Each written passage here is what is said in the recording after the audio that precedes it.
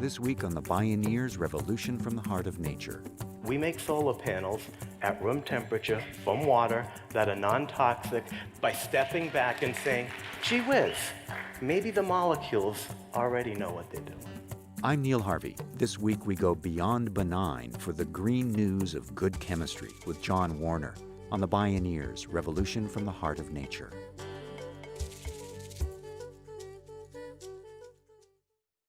This program was made possible in part by Organic Valley's pasture-raised organic dairy products, bringing the good from our family farmers to your table at organicvalley.coop. Mary's Gone Crackers, inspired by a conscious approach to eating organic, gluten-free, and non-GMO products since 2004 at marysgonecrackers.com. Funding also provided by a grant from the Park Foundation, dedicated to heightening public awareness of critical issues, and by the generous support of listeners like you. When we hear the word chemicals, likely most of us react with first impressions of toxicity and dangers of harm to our health and the environment. But today, there's a revolution underway based on chemistry from the heart of nature. Green chemistry is producing astonishing medical and industrial breakthroughs harmlessly. In this half hour, we hear from John Warner, the world-renowned co-father of green chemistry. He's showing how we can follow nature's lead to create good chemistry with nature and our own health. This is Good Chemistry, Survival of the Most Compatible. My name is Neil Harvey. I'll be your host. Welcome to the Bioneers, Revolution from the Heart of Nature.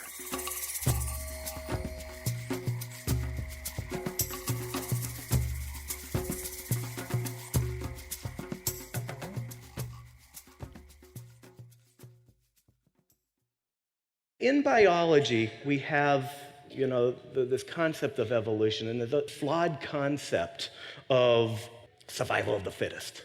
If you have this predator that eats all of its prey, it ain't going to survive very long. That Lynn Margulis, had it right in The Symbiotic Planet, that it's not the survival of the fittest, it's the survival of the most compatible that survives. But now, can you imagine that kind of thinking with making chemistry?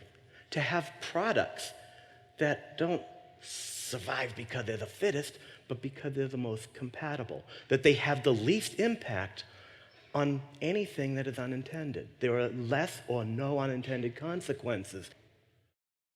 John Warner is President and Chief Technology Officer of the Warner Babcock Institute for Green Chemistry and co-founder of the Beyond Benign Foundation with his partner and wife, Amy Cannon.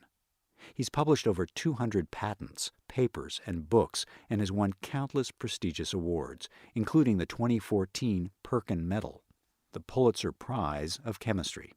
He spoke at a Bioneers conference. Chemicals in the environment are a scary thing.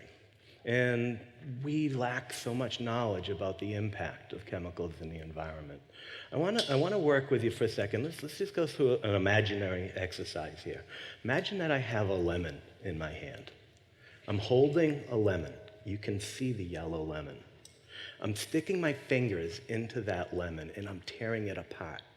Now, the flesh of the lemon is brittle. I get a little piece of pulp here. I can taste the sour, the tartness of that lemon. I can smell that lemon. Right now, you're listening to me talk about this lemon. There are things happening in your brain triggering physiological events. Your heart rate is a little bit different. Things happening in the saliva of your mouth are a little bit different. There are things being emitted into your stomach anticipating that lemon. You are a different person right now, and there is no lemon.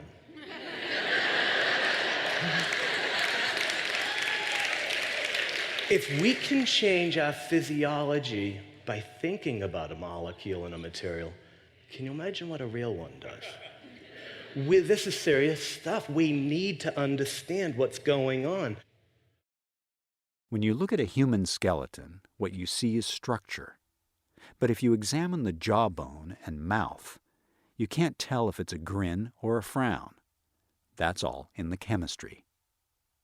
After John Warner's son was born with a rare liver disease and died when he was 2, The chemist questioned whether some chemistry he might have once worked with caused his son's disease and ultimate death. He realized, as a chemist, he had no tools to address this question. The superstar chemist changed course. He began to ask why people who invent things don't have training and understanding how the things might harm people and nature. What's wrong with this picture? And I want to share with you a thought. So I am the luckiest person in the world. If you ever came to the Warner Babcock Institute in Beyond Benign, it is the most coolest place in the world. You walk in and you think you're in an art museum. We feature artists every 3 months working on the intersection of art and science. I just want you to imagine for a minute. If we look at a piece of art, and we're looking at that piece of art on the wall, or we're listening to some music, we can say to ourselves in a very technical way, look at the use of brushstroke, you could look at the use of color, and very technically analyze that piece of art. We can listen to music very technically and say, well, listen to the tempo, listen to the way that those notes have been put together. But then we can stop and we can react emotionally. We can say, I like that. It's beautiful. There's a certain aesthetic to the appreciation of art in which half of ourselves are intellectual and analytical, and half of ourselves are emotional and aesthetic. What have we done in science? But we've robbed the soul of that other half. To be a good science, you must deny the existence of the aesthetic. You do not say to science that I like it. In fact, we are trained as scientists to only speak in the third person. 5 grams of such and such a material is taken with 7 grams of such and such a material, and it's stirred in a pot, and this happens. I didn't take 5 grams. 5 grams happened. Huh. So, if that stuff is a carcinogen, I didn't make the carcinogen. 5 grams of this and 5 grams of that. And so the problem becomes that we have this illusion that you must rob science of bias. Because, of course, as a scientist, you must perfectly be, dispassionate, looking at what's going on and check little boxes and remove any bias. But wait a minute, are we removing the bias, or are we creating a construct to pretend the bias isn't there? All right. What would be the worst thing that could happen if I published a scientific paper and I said, fellow reader, I work for a company that will succeed financially if this works. Obviously, I am passionate about this working, but that therefore creates a blind sight in me so that while you read my work, please be aware that this is where I might be not thinking straight because I have a bias. Would the world suffer from that truth in science? John Warner asks what other biases are blindsiding us. There's 2 types of knowledge. There is the makers of information, and then there's the makers of things. And if you think about that, there's a big difference there. When you make knowledge, you're disseminating information to other people, and you're impacting people, but those people have free will in how they will behave with that knowledge. But when you make a thing, you have the responsibility to know what that thing is going to do. All right? And so if you imagine this, and I spoke here a few years ago, and I think I startled people, and it's worth stating once again, I am a PhD chemist. I make molecules. I have never had a class in toxicology. I have never had a class in environmental mechanisms. If you Google every university in the United States and the world, and you look at the classes that students must take to get a degree in chemistry, you will not find one program requiring a student to take a class in toxicology or environmental mechanisms. Why do we have molecules that hurt us? Well, how could we not? Blood tests from the umbilical cords of newborns have found an average of 200 foreign synthetic chemicals. The number of dead zones in the oceans from chemical and human pollution has doubled every decade since 1960 to over 400 worldwide. The burden of proof for these kinds of harms is on society. Close to 90,000 synthetic chemicals now percolate throughout our land, water, air, and bodies, while the industry turns out 1,000 new chemicals a year. When you're in a car heading for the edge of a cliff at 60 miles an hour, it doesn't help to slow down. You need to change directions. So Beyond Benign, Amy Cannon's organization has this program called the Green Chemistry Commitment.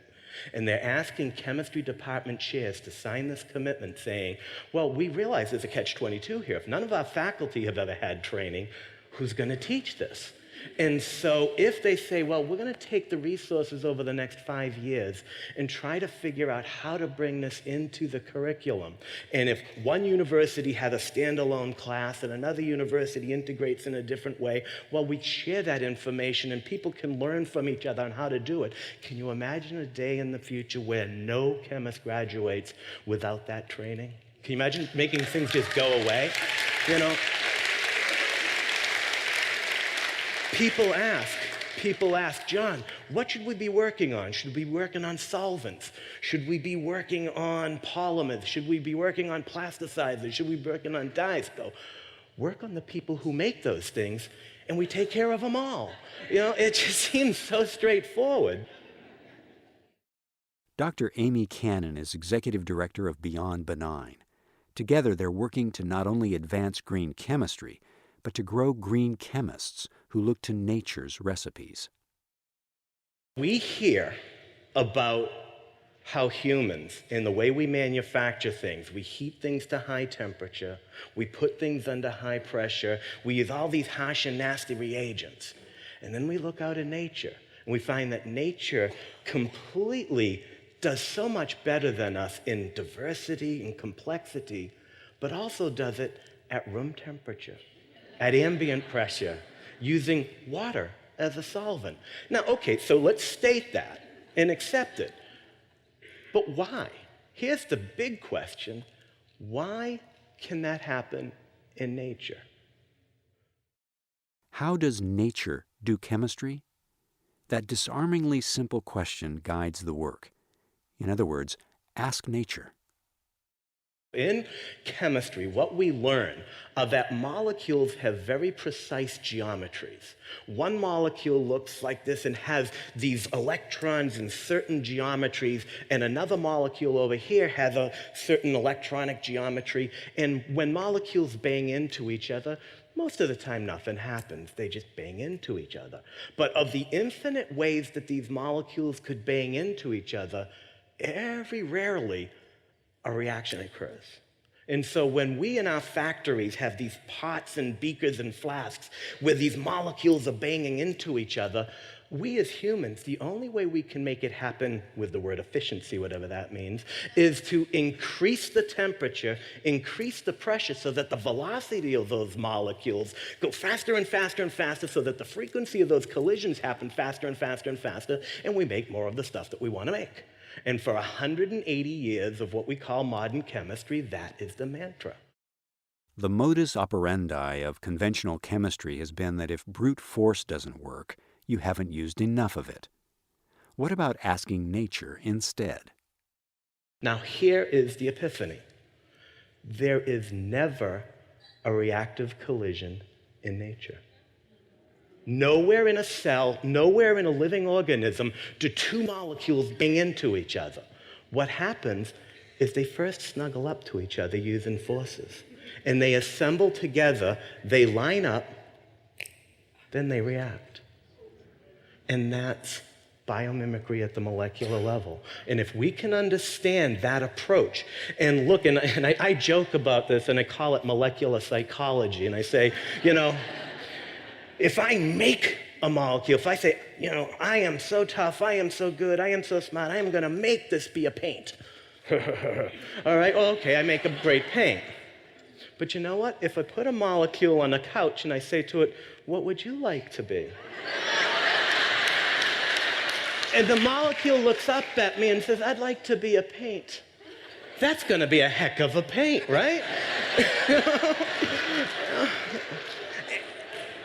And it's that kind of thinking that we need to do to start looking at the world in a very different way.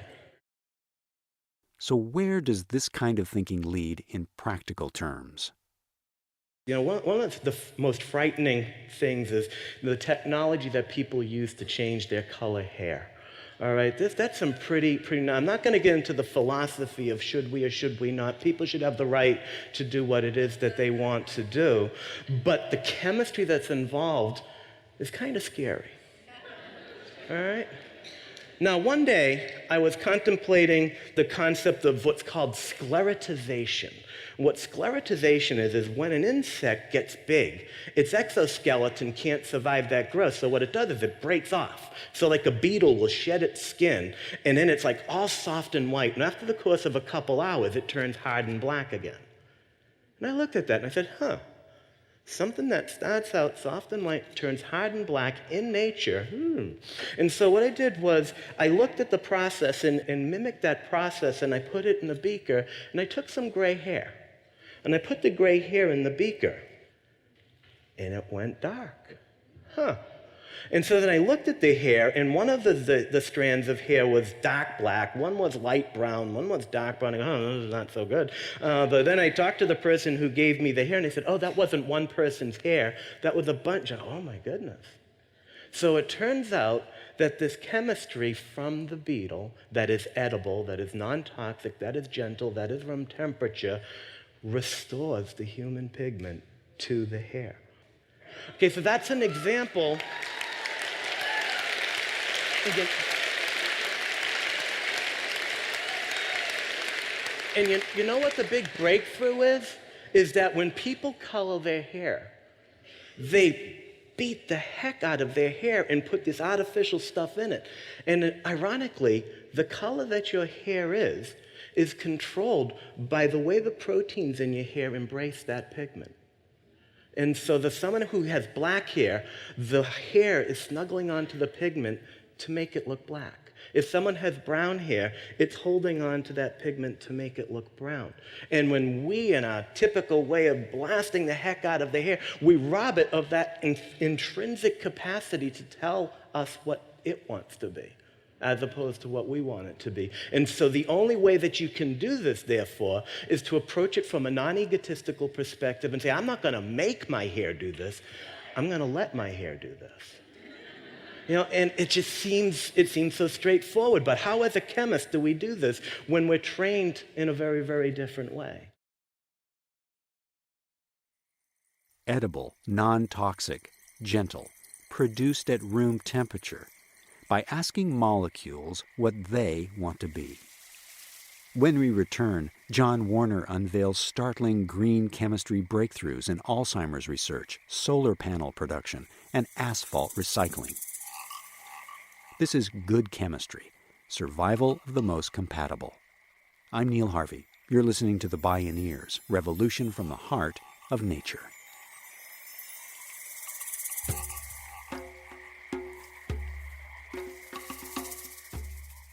If you love Bioneers Radio, it's free and easy to support us. Just take a moment to post a review on our podcast on iTunes, Google Play, or wherever you find our show online. You'll be helping other people find and enjoy these incredible thinkers and storytellers. And thank you for helping us out. How does nature do chemistry? John Warner has kept asking that question, and it's leading to stunning discoveries that are indeed beyond benign. Let's talk a little bit about some more examples. All right, so Alzheimer's is a very frightening disease. All right, and so we were thinking about Alzheimer's and looking at mechanisms of Alzheimer's.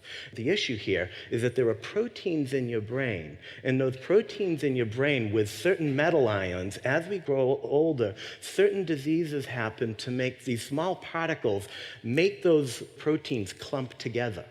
And it is that aggregate of proteins that causes Alzheimer's. And so we looked at that mechanism and we said, what if we took this natural material that interfered with that mechanism so that they didn't clump, or better yet, disaggregated? We've got an Alzheimer's drug that's entering clinical trials based on this mechanism. All right. Now, now here's the interesting thing. If you can see a protein moving around and another protein moving around and clumping together, ready for this? Brace yourself. That's how we synthesize semiconductors and solar energy devices. We take little tiny particles of semiconductors, we heat them to 500, 600 degrees, maybe 1,000 degrees centigrade, slamming them into each other so that they coalesce and they make the semiconductor. Do you realize your most average of solar panels you have to use for 7 to 10 years before they make as much energy as went into making them? All right? But wait. What if we look at what happens with proteins and we do the same thing and we treat that in the same way? Say, how can we convince these things to coalesce at room temperature? And you know what? We make solar panels at room temperature from water that are non-toxic, that third-year-old children are taking powdered sugar and blackberries in their school, making a coating, shining light, and generating electricity by stepping back and saying, gee whiz, maybe the molecules already know what they're doing. You know, the third example that I'll talk about is asphalt pavement. It's something we really got to think a lot about. There's a lot of waste in energy and material and toxic materials under our feet, literally, all over. There's a billion miles of road in the United States. 1 billion miles. Now, we can't turn back the clock and make that stuff vanish. We can't, so what do? Do you realize that the sun and the air oxidize the pavement so that when we repave, most of that has to go in a landfill and just sit somewhere? All that waste, we use high temperatures to take out new stuff. So wait a minute, what is asphalt? Asphalt is gravel with some sticky material around it holding it together. Well, so wasn't the semiconductor, so aren't the proteins in the hair. Learning from what's happening in nature with the proteins, seeing what's happening, we've come up with a material that allows us to take all of the old pavement, process it, and put it back on the road at 50 degrees less temperature than it started with no new materials. Again, learning from nature how to do that. By applying nature's principles, John Warner is paving the way to a non-toxic future. But what it takes is an entirely different scientific mindset because, well, nature is messy, opportunistic, and just plain unpredictable. In thermodynamics, there are two things. There is entropy and there is enthalpy. Okay? Enthalpy is the strength by which things stick together. It's very ordered. Okay, and so we in science, we take the reductionist approach, and it's very easy to understand enthalpy. Entropy is the randomness of things, and it's messy, and it's dirty, and it's confusing. And so we oftentimes don't focus on that because we can't master that. We can master the order, the reductionist approach to science, but when it comes to the randomness, we're a little bit fuzzy there. But guess what? Nature works with randomness. Nature's design recipes are all on that side of the equation, something that we don't feel comfortable with, so we don't do it. We focus on delta H, not because it's better, but it's because what we can understand. And you know what? We need that randomness. We need to embrace that we don't know everything and accept that because of that lack of full knowledge, we don't know the downstream impacts of what we're doing, and we should approach it with a bit more humility. But instead of being afraid of that randomness, we've got to look at it, we've got to try to understand it, and we've got to accept that it's beautiful. Right? That there's certain beauty in that science in that randomness, there's a certain amount of beauty. Technology in randomness, there's a certain amount of beauty. And if we can put beauty into invention and science, there'd be a day where all we're doing is celebrating and not worrying. Thank you.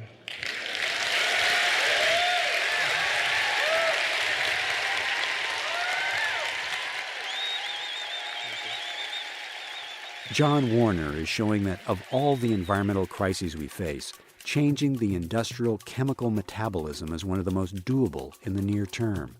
Profound breakthroughs are occurring, Even the biggest chemical companies are awakening to the shift. We're learning to do everything we want to do without poisoning people or planet by practicing random acts of beauty and sensible acts of good chemistry. Good chemistry, survival of the most compatible.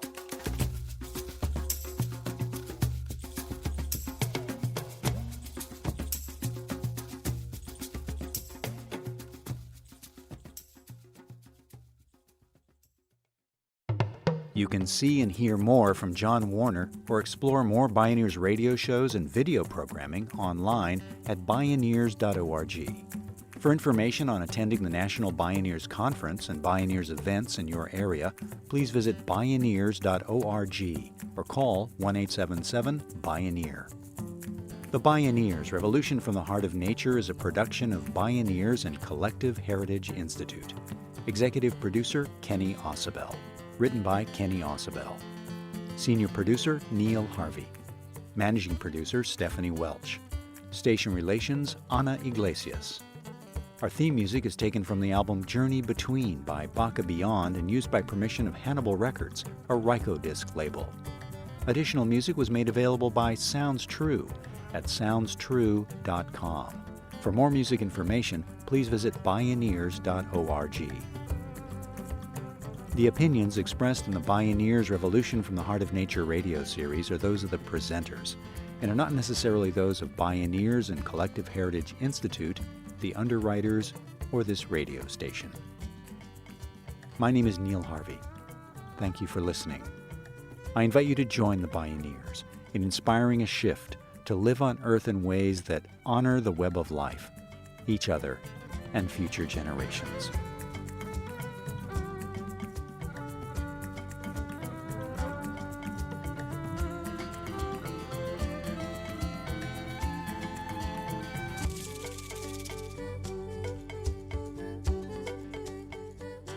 This is program number 0415. Support for the Bioneers Revolution from the Heart of Nature is provided in part by Organic Valley Family of Farms and Mary's Gone Crackers.